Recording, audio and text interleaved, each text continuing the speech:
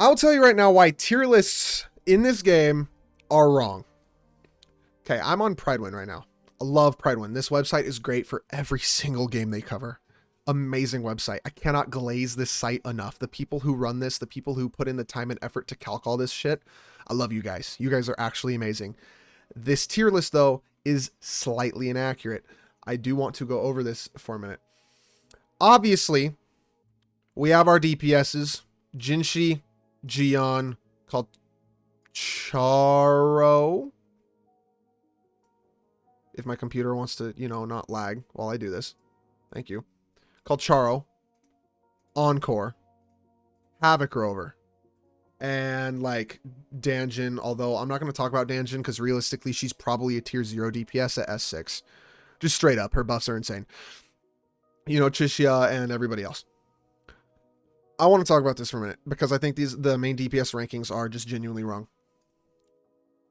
The way they have their calculations done, the way that they do DPS in rotation time, right? It's different than just straight DPS. And we need to talk about this. We absolutely need to talk about this. So the way that it works is in a 13.5 second rotation time, Jinhsi's hitting for a lot of damage, which for the time it takes is an effective, 43,000 DPS on this build. Lustrous Razor, all this stuff, these predisposed stats. Fire truck, can you stop it? Thank you. Anyways, just for parity, they do the stats off the Lustrous Razor and the same substats for most characters. Characters that don't need energy regen, such as Encore, doesn't do energy regen. They just do more attack percent. But they're on Cosmic Ripples, stuff like this. We were also looking at a CN tier list. And something that was glaring about the CN tier list was that Encore and Sanhua were considered tier 0 above Jian. Okay, I'm going to have to pull this up. CN tier list, Wuwa. Once it loads, right here. Okay, we gotta look at this. They are mathing Encore as the best DPS in the game without signature weapon. This being when it was only Jian, there was no Yinlin. Jian without signature weapon, the same weapon that Kalcharo would use, right? The attack percent one, standard banner, is 2.49 DPS. Add 1,000 to that. It's essentially 24,000 DPS, how they were calculating it. Encore being at 2.95 with Sanhua and Verena, that team, that hot SWAT team in CN is considered the single best team in the game at the time of Jian's release. Except that Jian with his signature weapon had better DPS output, but had to have that signature weapon on him. Right? So, this shows the different values in calcs for CN, because they're calcing non-signature and signature, which is really important, right? The way that Pridewin is calcing is individual character DPS statistics, not so much teams, synergies, and etc. Now, there is no question Jinhsi is probably the best DPS in the game right now. Obviously, her damage output's stupid when she hits it. Hint, hint, use a 4-4-1-1-1 build on her, get 100% crit rate. Thank me later. She can play with Yinlin and Verena. This is pretty much like the best team in the game. Jinhsi, Yinlin, Verena. Fastest clear times, everything like that. But if you're not using Yinlin, because you're using Yinlin with Kalcharo, which we'll get to in a minute, you're going Jinhsi, Yanwu, Verena. Because Yanwu is her best support outside of Yinlin. Now, without Yinlin, the Jinhsi team deals about this much damage DPS. Right? With Yinlin, you're adding this much DPS. Go away, ads. You're adding about this much DPS to the rotation, because in the amount of time it takes for her to do her rotation, and to get up on the field, set up her Forte circuit, leave. All the off-field damage is stacking without her having to take up time, so her DPS just stacks up massively. So Yinlin and Jinhsi together are dealing about the same amount of damage on the comp. Without Yinlin, Jinhsi deals about half the damage, right? Jinhsi still being a very, very broken DPS on her own right. But as a team comp synergy, she likes Yinlin way more because Yinlin's dealing way more damage. Encore deals a lot of damage. I know her DPS isn't exactly amazing. Depends on your rotation. And they've got different rotations for her, right? They're using whatever is the best one for this DPS stat. Her rotation time for being 2 seconds less than Jinhsi is about 10,000 DPS less, right? 10,000 DPS in 2 seconds, unfortunately, is 5,000 per second, which is a little bit more than it would make sense to be bringing her to 13.5 seconds. She still wouldn't quite be at Jinhsi's level, right? On Cosmic Ripples. Now, Encore really likes Yinlin's weapon, which we'll get to in a minute. Yinlin also being calced off of Cosmic Ripples. We'll get to weapons in a minute. Jinhsi likes Yinlin. Without Yinlin, Jinhsi's still very good, but not nearly the best DPS comp in the game. Havoc Rover deals good DPS, but struggles to deal the best DPS in the game because there is no Havoc sub DPS at the moment. Once we get one, that will be very nice, right? Otherwise, Rover's kind of carrying, and you're using like Danjin and Taoshi for double or triple Dreamless comps for the echo damage and maybe some Danjin damage. But it's not a true sub DPS. You're still losing damage per time, right? Gion, on the other hand, with Mortefi, which he doesn't have to fight for Mortefi, basically, right? He's the only character that really uses Mortefi. Gion's damage alone is very strong. Very good. 33,000 DPS. Funnily enough, on par with Encore. It's about 1,000 DPS more, which makes sense with this CN tier list, that they are very similar, although they're calcing Encore much more aggressively and more complicated, because the way CN players play Encore is extraordinarily complicated, like swap cancel techs, right? Which Gion just cannot do. But for the typical player, Gion and Encore, very similar damage output, actually. At S0, of course. Obviously at S6, it's different, limited unit. But at S0, they're very, very similar. Calcharo, same thing, very similar DPS output. Calcharo being the hardest to play, very, very similar DPS output. They all stay competitive with each other. Jinxi's the only one that's higher up, but she deals 0 damage outside of that window. And also, God forbid you don't crit it. Again, run 4-4-1-1-1 on her, get your crit rate to 100%. You need to crit her skill, or else you're losing drastic amounts of damage output over the course of a fight. Unless you get lucky and crit repeatedly on a good medium built 4-3-3-1-1 build, you'll deal more damage, but you have to get lucky. Who wants to play to luck? Just build full crit rate. 100% crit rate, for sure. So, Jinhsi has the best singular damage output, of course. When you factor in teammates, though, here's the issue. Jinhsi likes Yinlin, but you're not going to play Yinlin with Jinhsi all the time because you have a Calcharo. You have a Zhangli Yao when he comes out. All these other characters, right? Yinlin's going to be taken by other teams.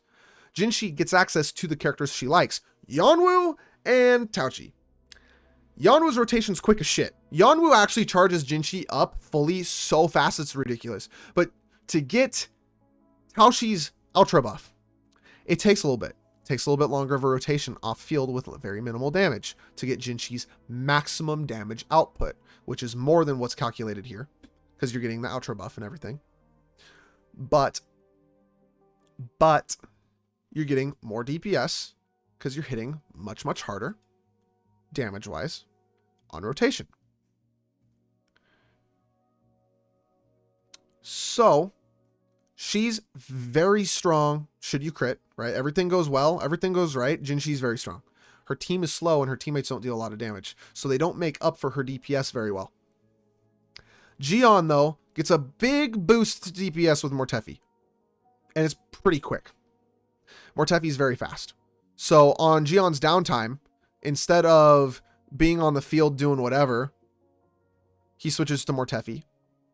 And Mortefi does his thing. And Mortefi's okay damage, right? Switches back to Jian. And now Mortefi's dealing off-field damage per second. A good amount of it with his ult. While Jian's ulting in the burst window. For an effective more damage output. For the time invested.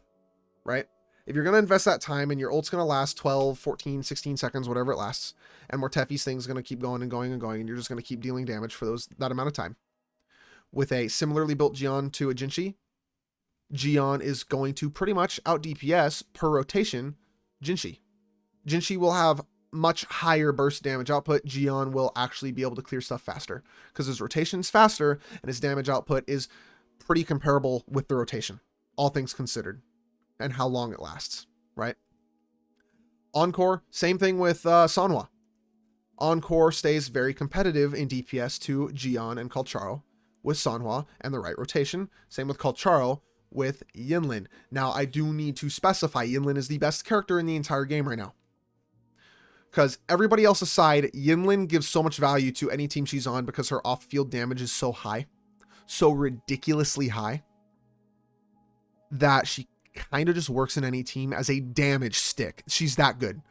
Her DPS is as good as all of these other main damage dealers while the main damage dealers are doing their damage.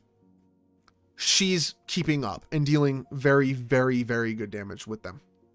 For no time investment. Go away, add. But it's insane. It's insane, right? Yinlin's broken. So, mathematically with teams, okay, this tier list is not correct. With teams, Calcharo and Yinlin are tier 0. It's probably the single best team in the game because Yinlin buffs Calcharo to far surpass Jian and Encore because it's a 20% Electro deepen, 25% ult deepen. Those are two separate deepens. They do way more than a 30% or 38% deepen from a Mortefi, from a Taoshi, from whoever. Sanhua, right? Way, way bigger boost to Calcharo. So Calcharo's damage with Yinlin's outro is tier 0. The best damage dealer in the game. As well as Yinlin dealing damage. It is the best team in the game. Alright, it is the hardest team in the game to play. It is the best team in the game still. Right? Jian with Mortefi is going to be the next best team. Encore and Sanhua are going to be the next best team. Jinhsi is the 4th best DPS in the game. She's the most free-to-play DPS in the game. Because Yanwu you get for free, then you just need literally any support. Taoshi, Verena, Baijo works too, anybody. Right? And she works fine. She's the most free-to-play DPS in the game at the moment for a limited character. Or 5-star character in general, right? Most free-to-play team. She struggles to contend with the damage output because her team is bad. Her team is free to play and it works, but it is inherently subpar compared to these other characters. With Jeji coming out, Jeji being considered possibly Jinxi's best sub DPS support could change things drastically. If Jeji's got good off-field DPS like Yinlin does, so, builds Jinxi quicker, stuff could happen, right? Jinxi with Yinlin is the best team in the game because Yinlin's damage output while Jinxi's doing rotation makes up for the loss because Yinlin's broken. But she isn't exactly gaining anything direct from Yinlin. Yinlin's literally a damage stick, so I can't even in good conscience say that that is the best team in the game because realistically, it's not. It's just two of the best DPSs thrown together, right? If we're trying to do team synergy, if we're just trying to take every main character with their idealized sub DPS without sharing, Calcharo Yinlin is the best team in the game. Jian Mortefi is going to be next. Encore Sanhua is going to be next. And then Jinxi and Yanwu will be last. Because Yanwu deals practically no damage. Has no outro buff. No feasible buffs for her. You have to run a support to buff her. Yanwu's just there to stack stacks. So we can even say Baizhi or Varina, but it still does not matter because it's still not nearly as much of a buff as these other characters are getting from their idealized sub DPSs. Now, Zheji could be a 38% skill damage deepen sub DPS that does coordinated attacks, and that's faster than Taoshi. That would make Jinhsi probably the best team in the game, because fast coordinated attack generation with Zheji, and Zheji deepens. That is the 2-character core that makes Jinhsi broken. Right now, the 2-character core, Jinhsi is not the best, not even particularly close. Especially again if you do not crit, because a lot of these damage stats are critting. They're critting. This is properly crit numbers ran, right? Which is why they're super duper high. So overall, what this tier list should look more like is Mortefi also being tier 0 and Sanhua being tier 0 and Kalcharo being tier 0 and Encore being tier 0, because together they are the best in the game. Now, when you get to limited weapons, things change a bit. Kalcharo does not benefit from a limited weapon currently. This means that Jian actually does have the opportunity to surpass Kalcharo in damage, because one of them, Jian's limited weapon, is very, very good on him. However, Yinlin's limited weapon makes up that damage difference on the Kalcharo team, keeping them still very, very competitive, because Yinlin's weapon is absolutely ridiculously broken. In fact, it's so broken that you put it on Encore, and Encore now competes in damage output as Jian with his limited weapon. So with limited weapons, honestly, the gap gets even closer. Right? Kalcharo, Yinlin being by far the best team. Now Jian is keeping up. Yinlin's stronger, right? Off-field damage, great. But it's not as much of a boost as Jian is getting, or as Encore is getting from the limited weapons. They are all keeping up. Jinhsi with her limited weapon, again, it means her burst damage is absurd. She has the quickest boss kills if you crit and you are hitting hard enough to basically chunk the boss really, really hard in minimal rotations, ideally 2 to 3 kills the enemy, right? However, the more and more rotations you have to take, the worse and worse Jinhsi gets compared to all these characters, because her rotations are the most important and also slowest. Because she has to get her stacks, right? Jian doesn't care, Kalcharo doesn't care, Encore doesn't care. They don't care so much about their rotation as just their sub DPS getting their outro skill buff, maybe Heron buff, and then going nuts. Jinhsi has to get her stacks, and then still has to do her entire rotation to get the damage output. So again, 100% crit rate, Jinhsi, and with Yanwu, fast charge, but still you're losing a lot of damage not having a sub DPS that either deals damage or buffs you. So the tier lists currently in global are kind of wrong. The old CN tier lists are a lot more accurate to the actual power level of the characters in the game. Kalcharo, once Yinlin releases, jumps up to tier 0 because he becomes the best DPS in the game with Yinlin's buffs, which is what is being calculated. Encore with Sanhua's buffs, Jian with Mortefi's buffs, all of these characters with all these buffs, that's what's being calculated here. They still stay very tight, but Kalcharo actually gets such a massive bonus from Yinlin that he spikes through the roof. Encore with Changli outro may also spike through the roof, because Changli's outro is the same thing, but it's fusion damage and skill damage, not electro damage and ult damage. So swap cancel build, which this is the way CN plays Encore. Instead of the ult damage, like hyper carry main damage dealer, they play a quick swap canceling Encore skill comp, where you use Encore's skill for most all of her damage output, that and her forte heavy attack, right? Changli's outro may very well make Encore actually be competitive with Kalcharo team, with Yinlin, because that outro boost is just that drastically stronger than Mortefi's, Taoshi's, all these characters. Jian basically falling behind other than the fact that Mortefi dealing damage while he's on field doing his thing, and especially with a higher sequence Mortefi, keeps up pretty well. Now, obviously, if we start getting into sequences, Mortefi at S, 2, 3, 4, 5, 6 makes Jian team a lot better. And we're not going to calculate sequences for the 5 stars because that's just overkill, because Yinlin trivializes everything at S3, doubling her off-field damage. Just outright, the scaling doubles, basically. It gets stupid. But for the 4 stars, it changes a lot. I think Sanhua S6 helps Encore a little bit. Not a lot, though. Yinlin S3 is broken. S2 makes her charge quicker. S3 makes her hit twice as hard. S4 gives an attack boost. So we're not counting that, because otherwise it's Yinlin Calcharo all day. Literally all day, Yinlin Calcharo is the best team in the game with Yinlin sequences. No one else's sequences even matter 1 through 4 like that until you get to sequence 6 on Jinhsi, where she skyrockets to becoming the best DPS in the game, because her scaling's practically double as well on every stack.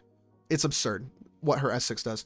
Jian stays kind of close, but a lot of Jian's power spikes is coming from Mortefi's outro, and then also his weapon being very, very, very well suited for him. His sequences give a lot of buffs, but not nearly anything like S6 Jinhsi, so he keeps up overall with all his sequences, but he doesn't quite have the damage output Jinhsi does if Jinshi's on a fast rotating team, which he does not have currently. Right? So team comp wise, which is how CN likes to calculate their tier lists. Realistically, all of these DPSs, these 4 right here, should be tier 0. Havoc Rover is tier 0.5 because they don't have a Havoc sub DPS, and Jinshi's only still tier 0 because A, you can run her with Yinlin, which is the best team in the game at the moment. Or, if you don't run her with Yinlin, she still has enough damage to carry her own weight with Yanwu. It's pretty broken character. Once she gets an actual good sub DPS for herself, Jeji possibly, it will be a big difference. It will be a big, big difference, and Jinhsi will begin to start feeling more of the power creep. But right now, Jian's considered stronger than Jinhsi in most content. In fact, Calcharo Yinlin is considered stronger than Jinhsi in most content, and so is Encore Sanhua in most content. They are much more flexible. They have teams that support them better. Their damage output all being very similar anyways, before limited weapons and after limited weapons, although Calcharo falls off a little bit, Yinlin makes up for it. They stay very, very competitive. There isn't really particularly any power creep in the game right now until we see a sub DPS that buffs Jinhsi enough to where it is basically that 2 core team instead of Jinhsi having to have a support for the deepen, which slows the team down, slows the rotation down, and makes it more difficult to build, essentially. Other than that, once we start getting S6, S1, 2, 3, 4, 5, 6 of the 4 stars as well, a lot of these characters jump up. I think S2 and S3 Mortefi brings him to tier 0 because he gets a longer damage window off of his ult, as well as being able to buff characters that use skills such as Danjin, basically becoming Danjin's best support, funnily enough. Danjin by S6 becomes probably tier 0 DPS. She actually can solo clear the entire middle stage of the TOA, both bosses by herself, with proper investment at S6 at level 80, because she's just that broken. Her stats are actually that great at S6. The amount of buffs she gets is absurd. A lot of these characters honestly jump up at higher sequence levels. Baizha gets better, right? Not counting 5-star sequence levels, because again, that's like pay to win shit. Baizha probably jumps up to tier 0.5. You get the revive mechanic that Verena does, as well as a bunch of other buffs. More healing, more damage output. She becomes a lot better. Better energy generation on S1 is one of her most important ones for a faster rotation as well. Makes her much, much better. Yang gets much, much better, probably jumps up to tier 1. Taoshi gets much, much better, probably jumps up to tier 2. Chixia gets actually just as strong at S5 as S0 Encore is. Obviously, with Yinlin's weapon, Encore's better, and with Sanhua, Encore's better, but 1-for-1, Chixia has better solo clears because she has a more, her kit has higher uptime, So again, like soloing bosses, Chixia turns it to tier 0.5, right? Lots of characters jump up. But still, these 4 characters stay tier 0, and their respective teams stay tier 0. So before anyone's like, oh, Jinhsi and Jian are tier 0, why build Calcharo and Encore because these 2 deal more damage than these 3? That's not true, because you have to think about the team. The best team in the game is still Calcharo Yinlin. It is still the best team in the game, because Yinlin is the best buffer and the best damage dealer, and it's broken. Calcharo with Yinlin and Jinxi's weapon. So this is something that, well, I have it pulled up here. This is something that Pridewind has yet to update. Last I checked, which I believe was literally last night, they have not updated it, right? It's such a marginal decrease on the Verdant Summit that if you had this instead of the Lustrous Razor for whatever reason, yeah, it's fine.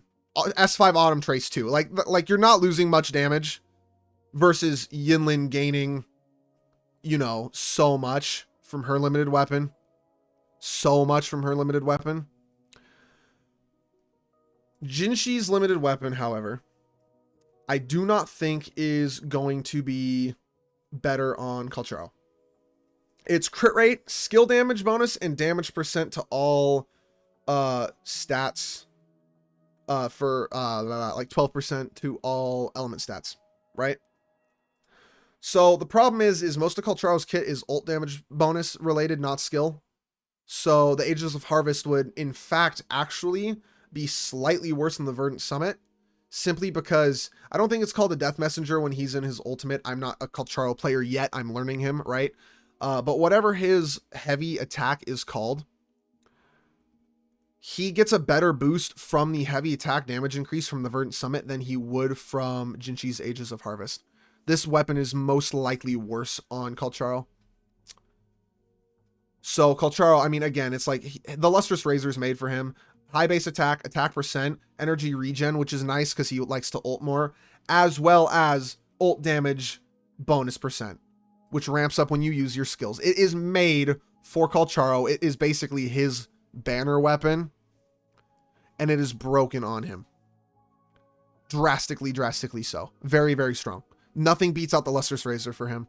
I'm assuming Ages of Harvest is actually going to be a little bit under the Autumn Trace, because he can use Autumn Trace's buff as well, and cannot use Age of Harvest's buff whatsoever. So I think the Autumn Trace actually gives him better stats. But regardless, you could have a S1 Autumn Trace, you could have a S1 Helios Cleaver. Him and Yinlin is still going to be essentially the best team in the game. Because yeah, he deals 80% of the damage, but there's a Yinlin on the team. And that damage output that she deals makes up for so much. So much damage output she makes up for. Calcharo with K, not CH. Well, a lot of people just call him Kakurato instead of Calcharo or Calcaro, right? A lot of people just call him Kakurato because I think that was his beta name. Was like Kakarot. Kakaroto, something like that. Goku. Pretty much. Gojo. I mean, he's got lots of names. It's a pretty memeable character. But he is the best DPS in the game. And people keep being like, oh, he's getting, like, Gion power crept him, all this stuff. It's like, nah, he didn't get power crept for shit. He's still the best DPS. He's just by far and away the hardest motherfucker to play. The reason why he's the hardest character to play too is not only, like, this damage output is this, right? Which you deal 2/3 of if you don't do the 3 DM combo. So if you were playing him like not a good player, straight up, he's not the best DPS. Yinlin has to carry his ass if you are not able to do the 3 DM combo. And Yinlin does not deal enough damage output, even with Calcharo, to make up for that damage. We can math it per rotation pretty much as 389,000, so 390,000 plus Yinlin at S0 for 219,000 puts him at 610,000 DPS. 610,000 DPS. Encore is 368. Sanhua is like barely 100,000. I actually don't think she even breaks that on her rotation. So Encore is less damage on that team with Sanhua. But Sanhua's buffing Encore's damage, but Yinlin's buffing Kalcharo's damage more, right? And then Gion's the same thing, 407,000 plus more Tefi's dealing about 100,000 some odd, right?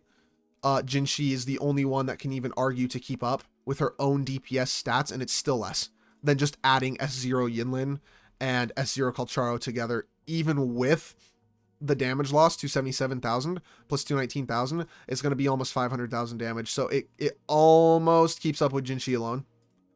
But again, Yinlin outroing for Kalcharo increases his damage considerably, enough that this is going to go up by not 45%, but it's closer to like a 60% damage increase on like most of his rotation. So this jumps up to about 400,000 or so. This will jump up to like 600,000. It's a big increase. No, this will be like 450,000 almost, and this will be almost 700,000 damage overall in his rotation with Yinlin outro, because it's that broken. So he's the best in the game. He is the best in the game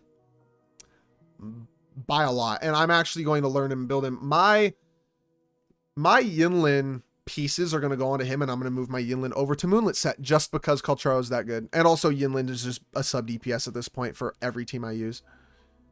But yeah, that is why tier lists in this game, at least global tier lists, are inherently wrong. And as global players, as with every gacha game, we should listen to the CN player base because they're actually just better than us for whatever fucking reason. They latch themselves onto gacha games and just decide to create the meta, and they are just better. So we need to get the CN calculators on Pridewind's team and start getting some like actual tiers based on like the idealized team. Like Sanhwa's free, so Encore should be tier 0, and so should Sanhwa, because they are literally both free characters you can get. They're both free. You have a ticket and a selector for Encore, and Sanhwa's free. So that is like literally the best free to play team in the game.